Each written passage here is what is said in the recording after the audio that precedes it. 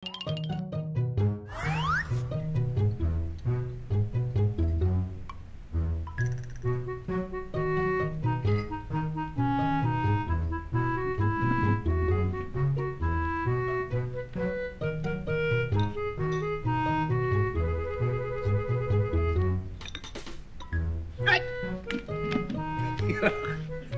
naman ako, sir. Good morning. Good morning ng mukha mo. Bakit na naman? Aga-aga galit ka na naman. Ano ba nagawa ko? Nagawa? Ha? Eh di guilty ka? Anong guilty? Anong guilty? Teka, ano ba? Hindi ko alam anong nangyari. Ano ba? Bakit guilty? Sino si Annabel? Annabel? Annabel! Sino si Annabel? Malay ko!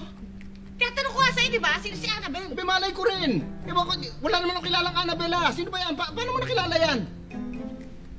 Sa panaginip ko. Ha? Sa panaginip mo? Oo, may babae ka. Pangalan Annabel. Sino si Annabel? Teka, narinig ba sarili mo? Ha?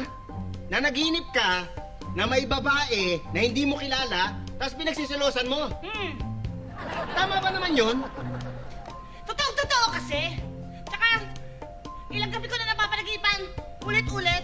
Kasi siguro, iniisip mo siya lagi. Teka, teka, ano, ako? Iniisip ko? Oo. Hindi ka na panaginip. Ikaw na nanaginip, ikaw nag-iisip. Tungkol sabay na panaginipan mo, ano ba yan?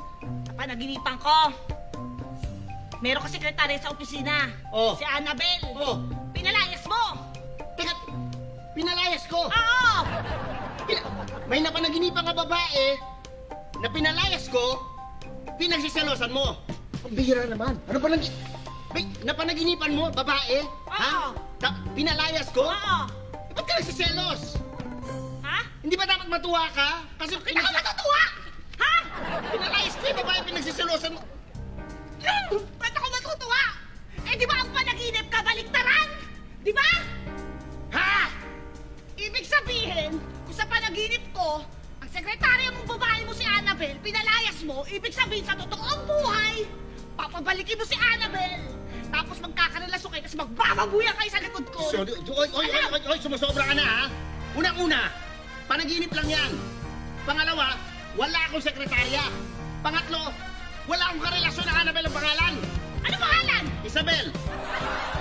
Okay. Ano lang.